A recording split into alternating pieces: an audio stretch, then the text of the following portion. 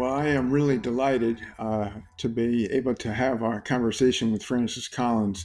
This is Eric Topol with Ground Truths, and I had the chance to first meet Francis when he was on the faculty at University of Michigan when I was a junior faculty, and he gave still today, years later, we're talking about 40 years later, the most dazzling grand rounds during his discovery of cystic fibrosis. And Francis, welcome.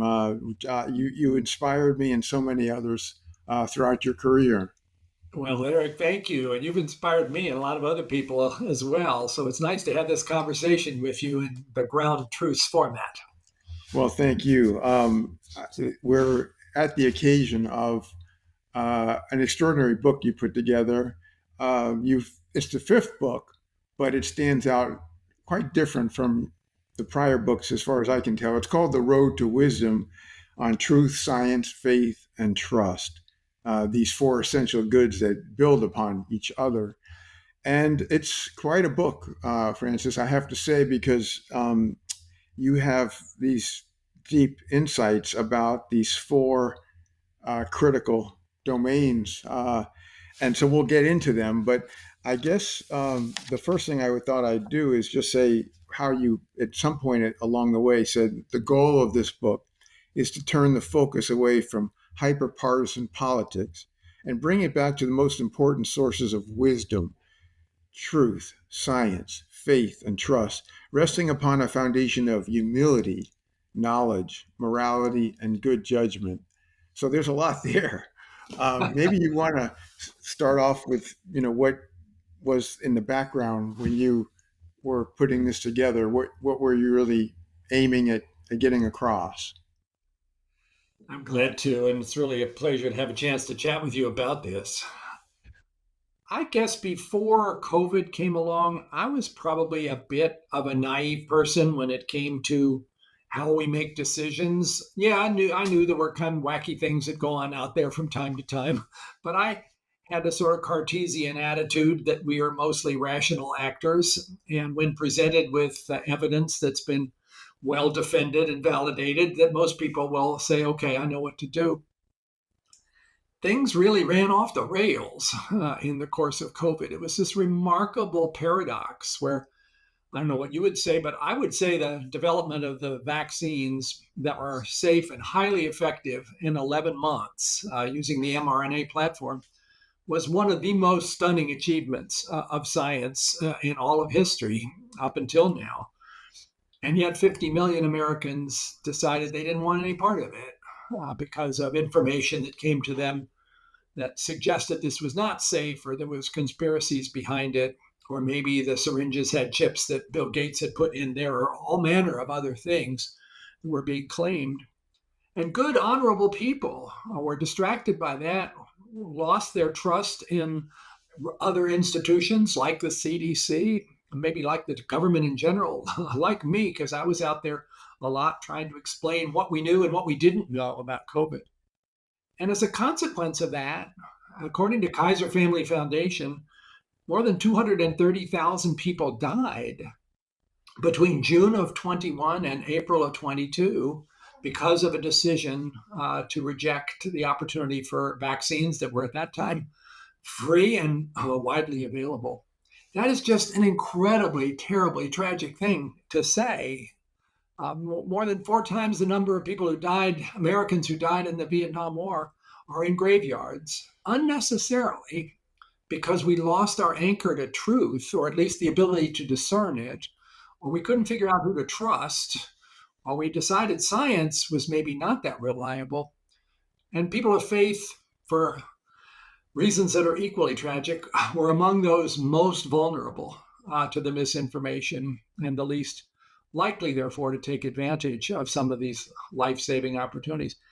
It just completely stunned me, Eric, that this kind of thing could happen, and that what should have been a shared sense of working against the real enemy, which was the SARS-CoV-2 virus, became instead a polarized, divisive, vitriolic separation of people into separate camps that were many times driven more by politics than by any other real evidence.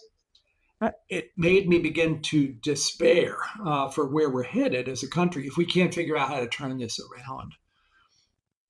And I hadn't really considered until COVID how serious this was, and then I couldn't look away. And so I felt if I have a little bit of credibility after having stepped down after 12 years as the NIH director and maybe a chance to influence a few people, I just have to try to do something to point out the dangers here and then to offer some suggestions about what individuals can do to try to get us back on track. And that's what this book is all about. And yeah, it's called The Road to Wisdom because that's really how I think of all this in terms of truth and science and faith and trust. They all kind of give you the opportunities to acquire wisdom. Wisdom is, of course, knowledge, but it's not just knowledge, it's also understanding. It has a moral character to it. It involves sophisticated judgment about difficult situations where there isn't an obvious answer. We need a lot more of that. And it seems Right, right now right. short supply. Well, what I really loved about the book, among many things, was how you broke things down in just a remarkably thoughtful way. So, truth. You have this great diagram, like a target, with Yeah, these four different components of in the middle, necessary truth, and then as you go further out, firmly established facts, then uncertainty, and then opinion. yeah. And truth is not dichotomous by any means, and you really got that down, and you explained each of these different facets of truth with great examples. And so this among many other things that you broke down, it wasn't just something that you read somewhere. You really had to think this through, and perhaps this experience that we all went through, but especially you, because you bring so much of the book back to the pandemic at times with each of the four domains. So that and the spider web of where your core beliefs are, and then the ones further out on the web, and you might be able to work on somebody out in the further periphery, but it's pretty hard if you're going to you get to them in the middle where their main thing is science is untrustworthy or something like that. So how did you synthesize these I did there because graphics are quite extraordinary.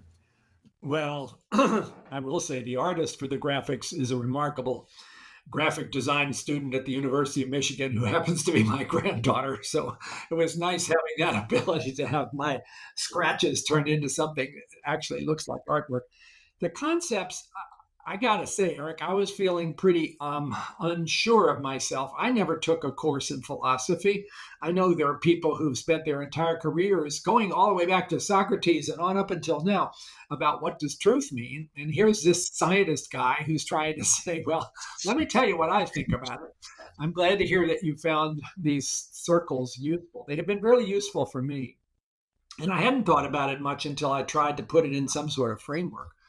And a lot of the problems we have right now, where somebody says, well, that might be true for you, but it's not true for me, that's fine if you're talking about an opinion, like whether that movie was really good or not. But it's not fine if it's about an established fact, like the fact that climate change is real and that human activity is the main contributor to the fact that we've warmed up dramatically since 1950. I'm sorry, that's just true. It doesn't care how you feel about it. It is just true.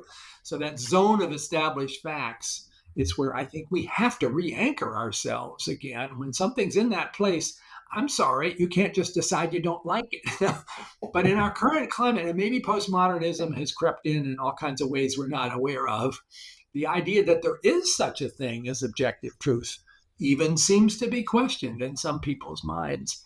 And that is the path towards a terrible future if we can't actually decide that we have, as Jonathan Rauch calls it, a constitution of knowledge that we can depend on. Then where are we? Well, and I never heard of the term alt facts until the pandemic began, and you really dissect that issue. Like you, I never had anticipated there would be. I knew there was an anti-science, anti-vaccine sector out there, but the fact that it would become so strong, organized, supported, funded, and vociferous. It's just, looking back, just amazing. I do agree with the statement you made earlier as we were talking and in the book. Um, the development of mRNA vaccines for COVID in record time is one of the greatest medical achievements in human history. And you mentioned, besides the Kaiser Family Foundation, but the Commonwealth Fund, a bipartisan entity, saved 3 million lives in the US, 18 million hospitalizations. I mean, it's pretty extraordinary. So, besides COVID, which we may come back to, but you bring in everything.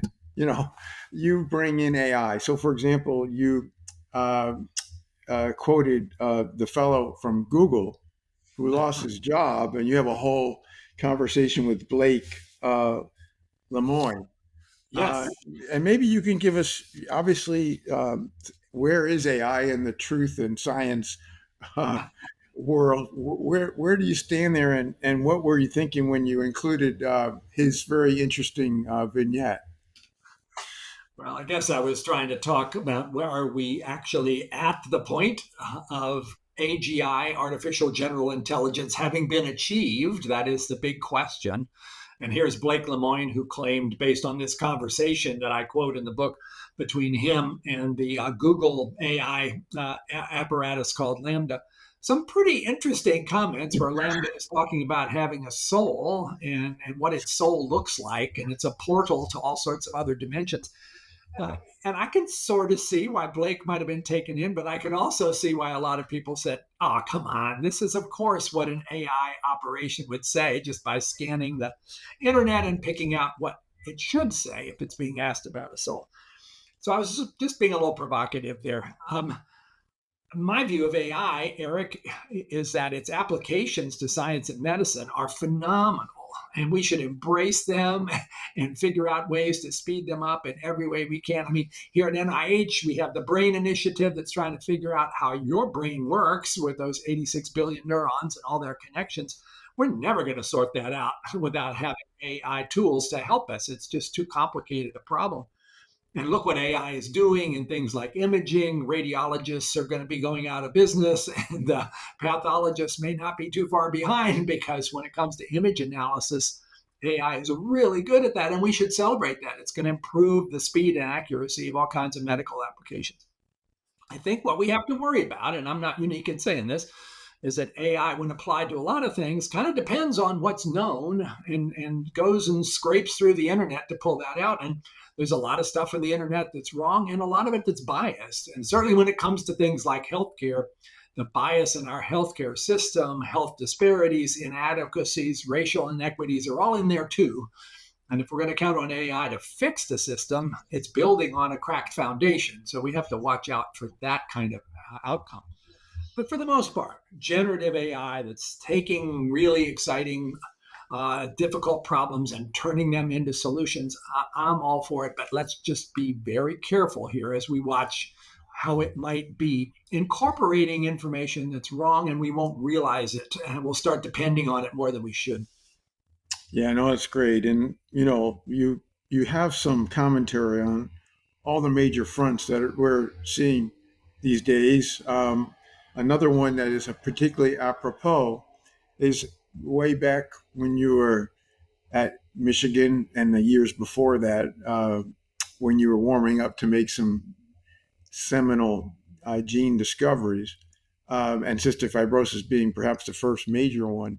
You circle back in the book to CRISPR genome editing and how the success story to talk about some extraordinary science to be able to have a remedy, a cure potentially for cystic fibrosis. So maybe you could just summarize that. I mean, that's in your career. To see that has to be, quite remarkable.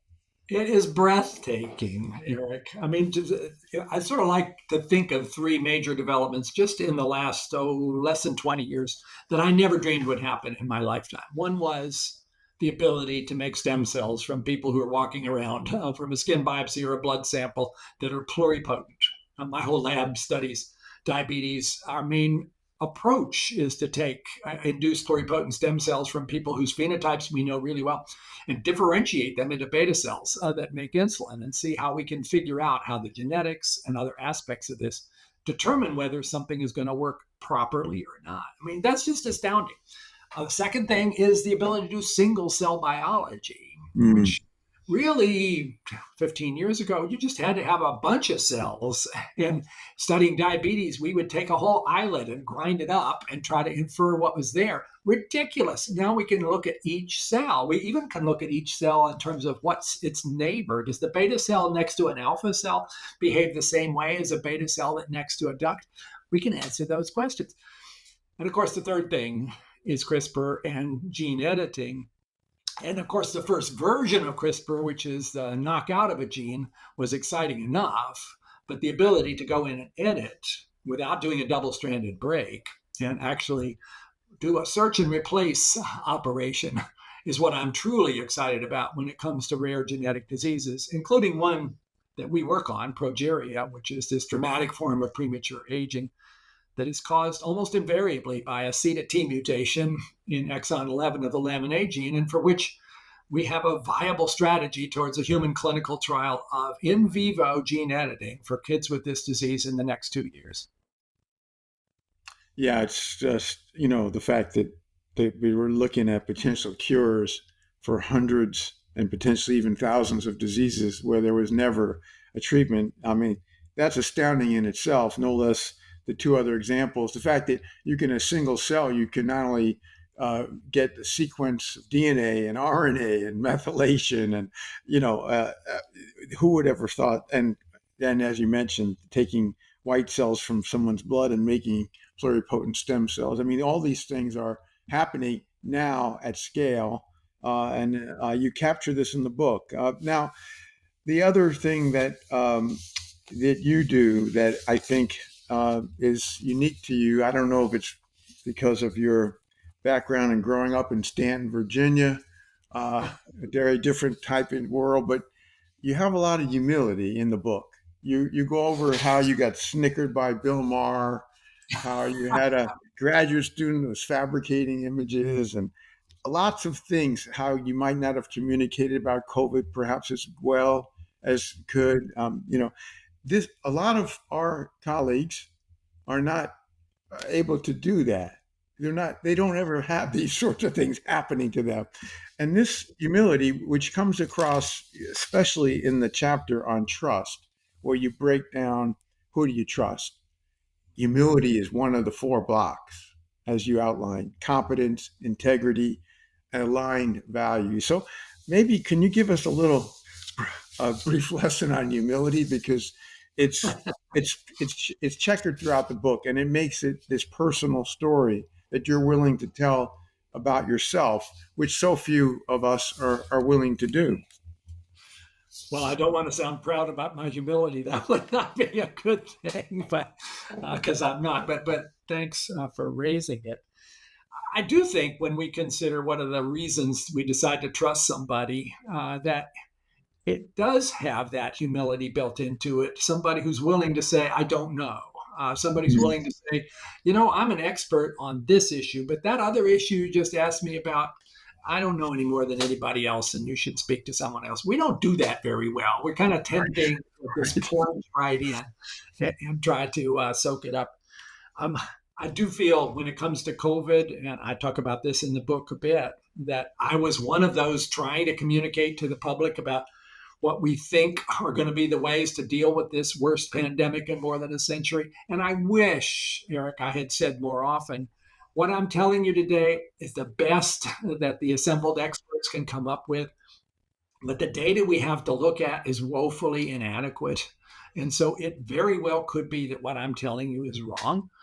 When we get more data, I will come back to you as soon as we have something better and we'll let you know. But don't be surprised if it's different.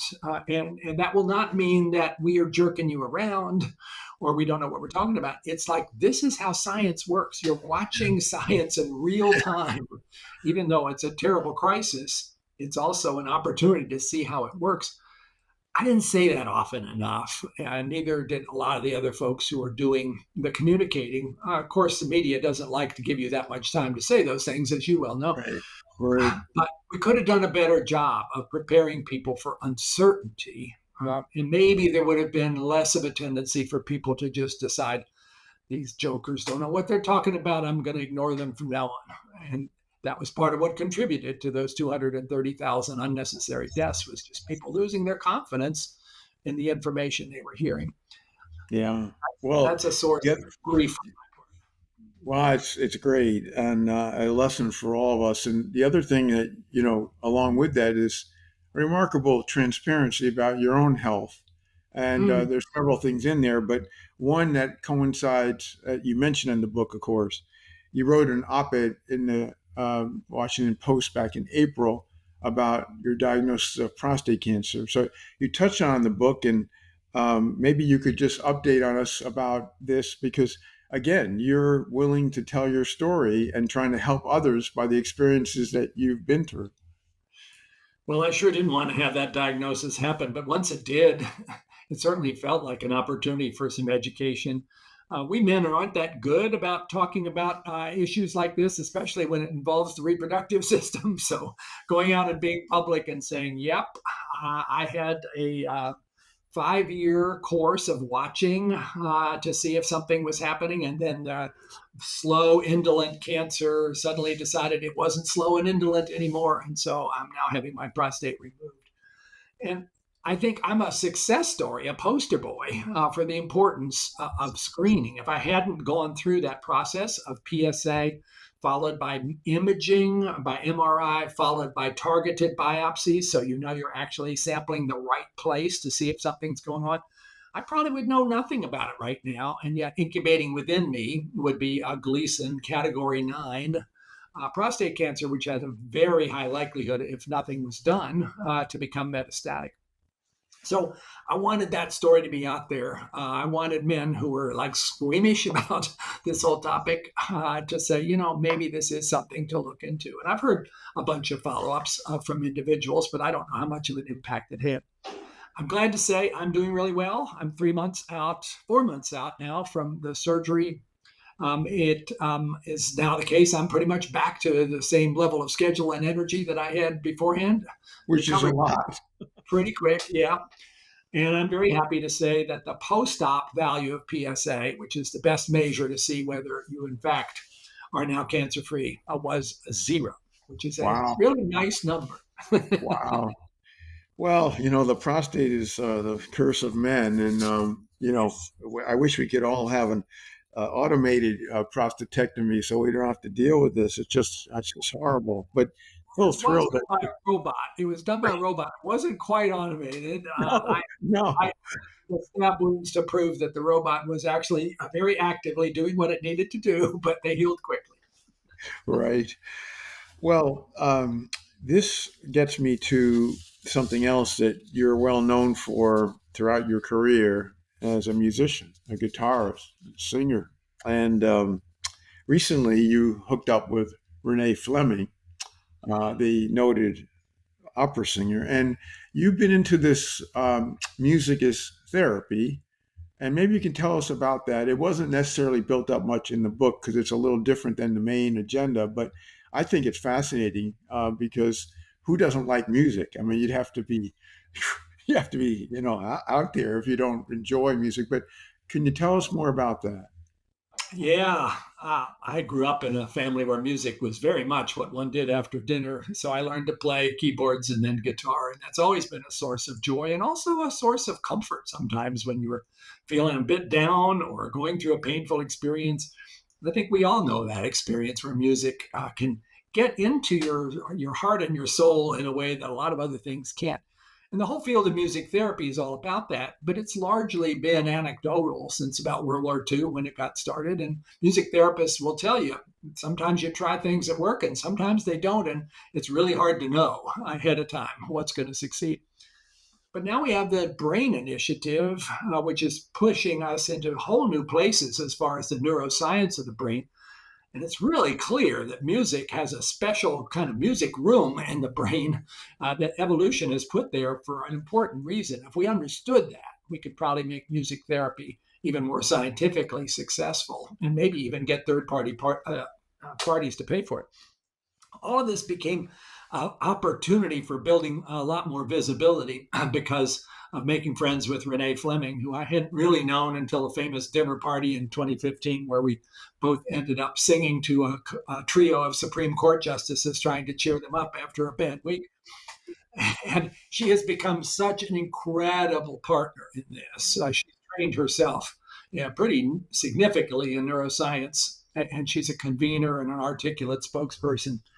So over the course of that, we built a whole program called Sound Health that now has invested an additional $35 million worth of NIH research to try to see how we can bring together music therapy, musician performers, and neuroscientists to learn from each other, speak each other's language, and see what we could learn about this particularly interesting input to the human brain that has such power on us and maybe could be harnessed to do even more good for people with chronic pain or people with PTSD, people with dementia, where music seems to bring people back to life who'd otherwise seem to have disappeared into the shadows. It's phenomenal what is starting to happen here, but we're just scratching the surface.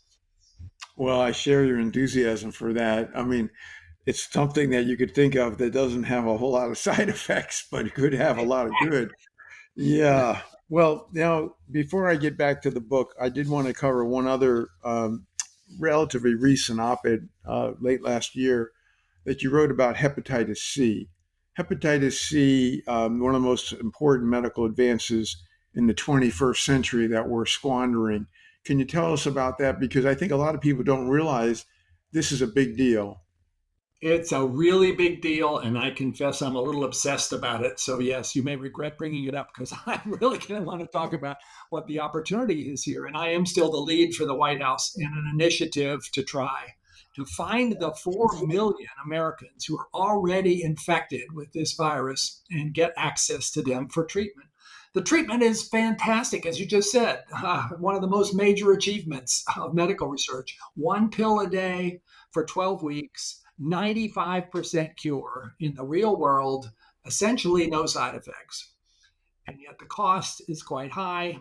And the people who need it many times do not have great health care and maybe also in difficult circumstances because you get hepatitis C from infected blood. And many of the ways that that happens these days are from shared needles from people who are experimenting with intravenous drugs. But there are family too. And many of them now recovering from that face the irony of getting over their opioid addiction and then looking down the barrel of a really awful final couple of years dying of liver failure. I watched my brother in law die of hepatitis C, and it was just absolutely gruesome and heartbreaking. So this isn't right. And on top of that, Eric, the cost of all this for all those folks who are going to get into liver failure, need a transplant, or develop liver cancer, this is the most common cause now of liver cancer, is astronomical in the tens of billions of dollars. So you can make a very compelling case. And this is now in the form of legislation sponsored by Senators Cassidy and Van Hollen, that in a 5-year program, we could find and cure most of those people, saving tens of thousands of lives. And we would save tens of billions of dollars in just 10 years in terms of health care that we will not have to pay for. What's not to love here?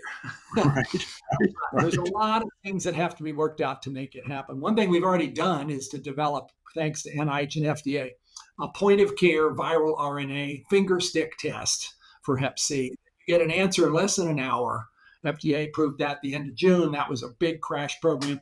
So you can do test and treat in one visit, which is phenomenally helpful for marginalized populations. The other thing we need to do is to figure out how to pay for this. And this subscription model, which was piloted in Louisiana, looks like it ought to work for the whole nation. Basically, you ask the companies, Gilead and AbbVie, to accept a lump sum, which is more than what they're currently making for Medicaid patients and people who are uninsured and people in the prison system and Native Americans, and then make the pills available to those 4 groups for free. you find the companies come out on this and the cost per patient plummets. And it gives you the greatest motivation you can imagine to go and find the next person who's infected because it's not going to cost you another dime for their medicine it's already paid for. That's the model. And I would say the path we're on right now, waiting for the Congressional Budget Office to give the final score, it's looking pretty promising that Oh, we're great. going to get this done by the end of this year. Yeah, that's fantastic. Wow, I mean, your work there alone is of a monumental importance. Now, I want to get back to the book, the way you pulled it all together. By the way, if anybody's going to write a book about wisdom, it ought to be you, Francis. You've got a lot of it. But you had to think through how are we going to change? Because there's a lot of problems as you work through the earlier chapters. And in the last chapter, you come up with something that was surprising to me.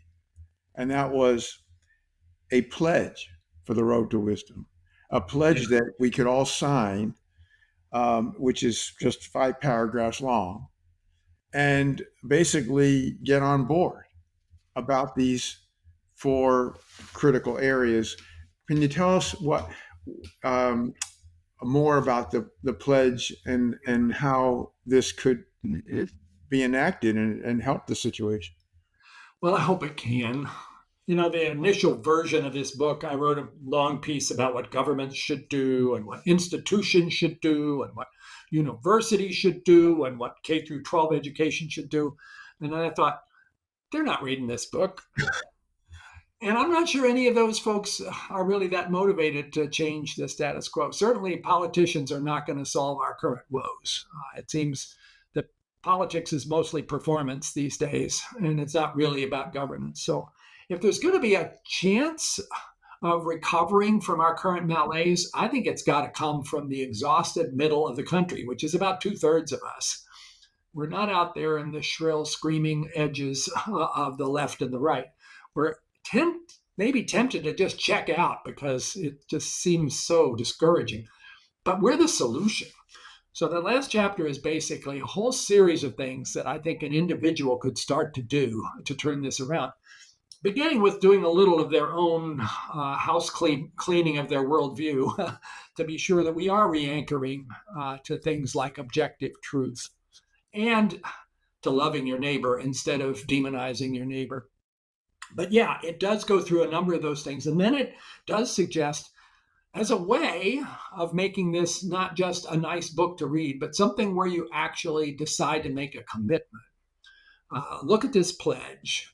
I would, I've tried the pledge out on various audiences so far, and I haven't yet really encountered anybody who said, well, those are ridiculous things to ask of people. They're mostly things that make a lot of sense, but do require a commitment that you are, for instance, you're not going to pass around information on social media or in other ways unless you're sure it's true. Because an awful lot of what's going on right now is this Hmm. quick tendency for things that are absolutely wrong and maybe anger inducing or fear inducing to go viral, where something that's true almost lands with a thud.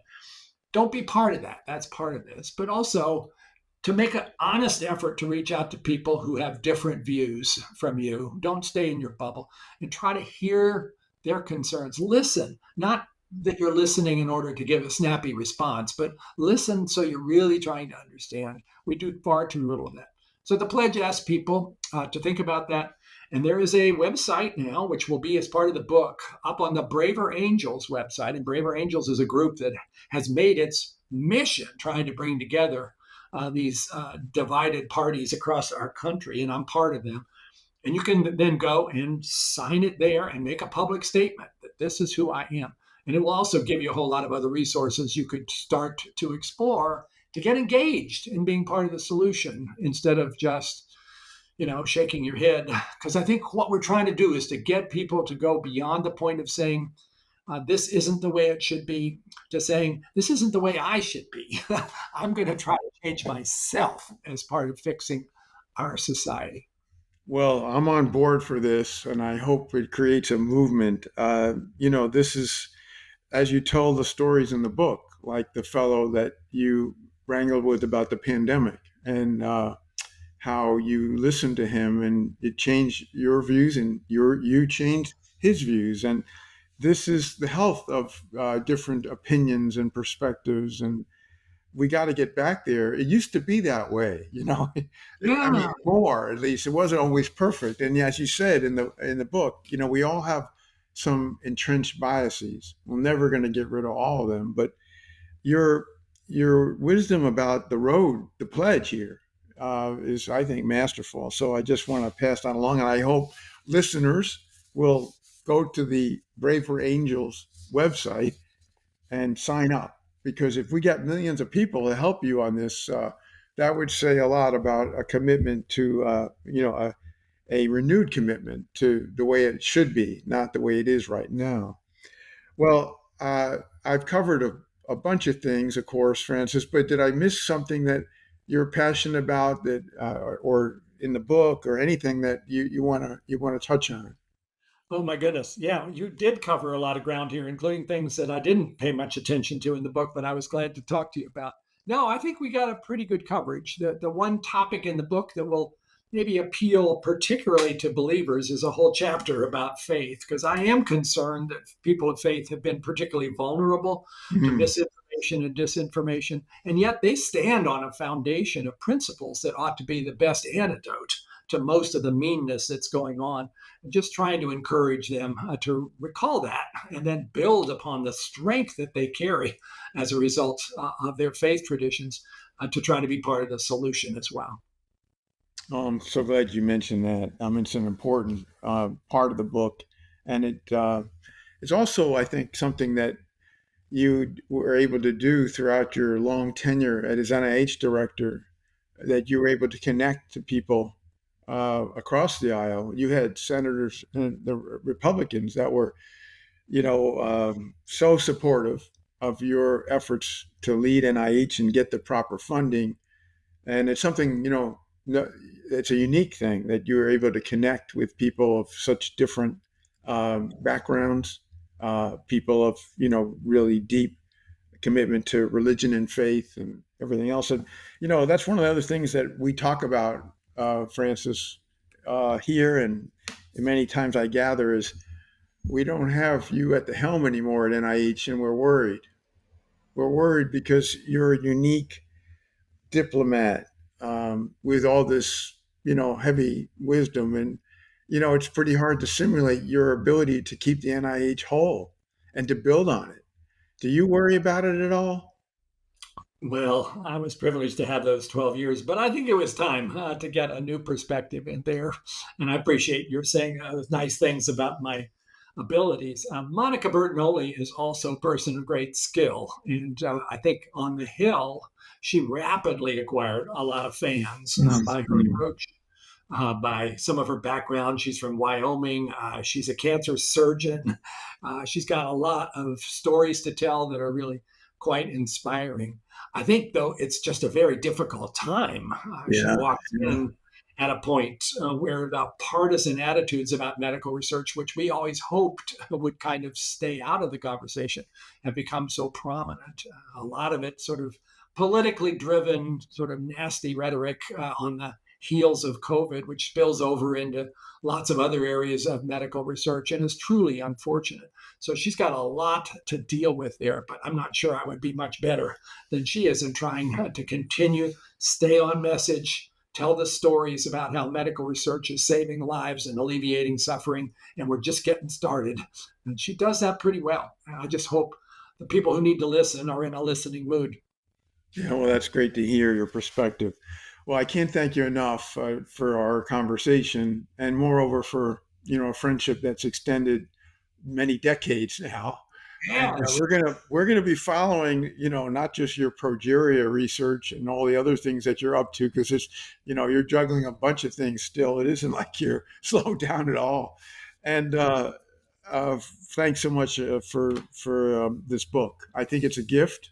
I think it's something that many people will find is a pretty extraordinary, thoughtful, and easy read. I mean, it's something that, I found that, this is, you didn't write it for in technical jargon. You wrote it for the public. You wrote it for non-scientists, non-medical people, And I think that hopefully that's what's going to help it get legs in terms of what's needed, which is to sign the darn pledge. So, thank you. Eric, thank you. It has been a privilege being your friend for all these years. And this was a really nice interview. And I appreciate that you already had carefully read the book and asked some great questions that were fun to try to answer. So thanks a lot.